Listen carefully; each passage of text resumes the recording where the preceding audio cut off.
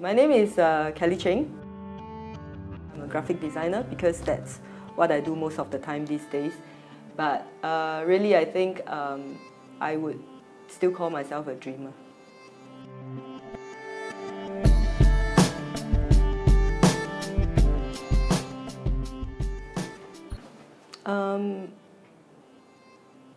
This is a really long story. If you ask an artist, like, when did you know you want to be an artist, they would probably tell you that since I was very young. I think since I was a kid, as far as I could remember, I knew in my heart that I want to do something creative. In the 70s, when I was still, I think since 4 years old, I was taking up painting classes, and I really look forward to it. I grew up in a Singapore that is a cultural desert where there's not, as a kid, I do not know what design is. I know what art is. And I never really had a lot of compliments from my teacher or my parents because I wasn't that good. But I didn't give up, and then the funny thing is that when I was 7 years old, my dad bought me one of those very cheap Kodak fold-out camera. It was like maybe 50 bucks, but quite expensive at the time, I guess. And it became my favorite toy.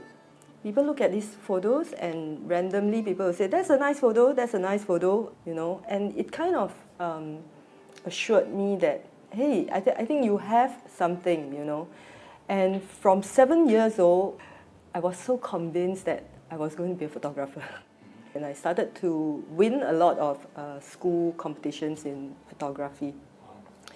So there was never ever a doubt that I wanted to do, from not knowing anything as a kid, that maybe I want to be an artist, to, hey, I think I'm going to be a photographer. To the point where I reached university, it's a very strange twist because I wanted to go abroad to study photography.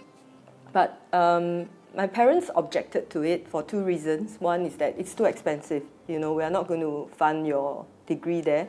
Secondly, they were not very encouraging. They said, are you sure you want to be a photographer? You're going to end up being a wedding photographer. There's not a proper career, And they said, no go. Just pick something in Singapore.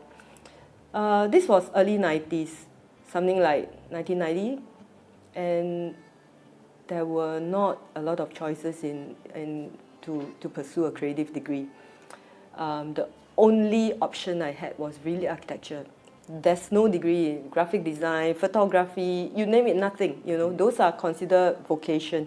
So you can do a diploma, but not a degree. So out of the lack of choices, I picked architecture because at least I know that I get to be creative and draw and probably explore other areas in creativity, which I felt strongly about doing for the rest of my life. So I kind of by accident got into architecture school, but I found a new love, I started to fall in love with architecture the same way that I fell in love with photography. It taught me more than what I could ever expect. I really felt that it enriched me as a creative person because for so long in my life, I've been trying to search for that one creative journey that I want to embark on for the rest of my life. The great thing about architecture is that it does not just literally teach you about architecture, it teaches you the foundations of design, your sense of proportion, idea of composition, using materials and all that, and it just blew my mind, and I thought that I could do anything in design, I had this newfound empowerment. In architecture school was also the first time in 1990 in the 80s and 90s, computers are very expensive. We hardly, most of us do not have one at home. And when I went to architecture school, I stepped into the computer lab. There were these 50 Macintosh in there. It was just the most amazing experience that I still remember. And that was when I started to pick up. In those days, it's not InDesign yet, it's PageMaker. So Adobe PageMaker and Photoshop, and I start to teach myself how to do graphic design. And it's also essential because in architecture we had to do presentation all the time. And I got quite good with it, you know. So, and also at the same time, I was contributing to a lot of magazines. I write a lot when I was younger. So I would contribute to magazine as both a writer and a photographer. Essentially very much a journalist. From music magazine to fashion to all that. I could put all my love from writing to photography to design into a magazine of my own.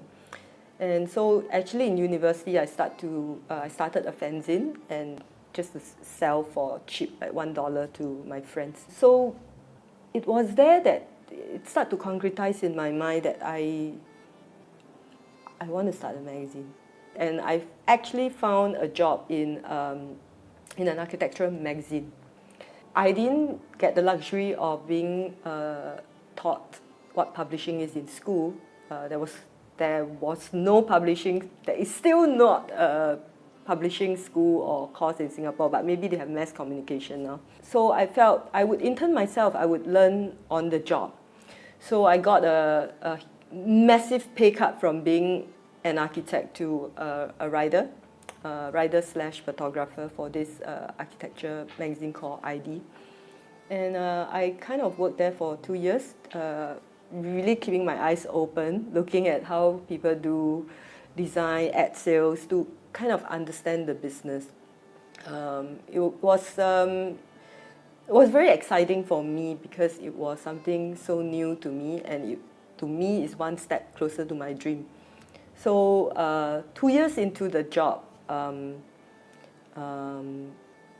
think it's a sign. The company closed down, and the boss ran away, you know, leaving us not being paid for like 3 months of salary.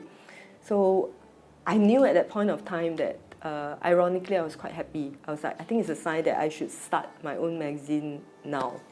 So that was 1999, and that was how Ish was born.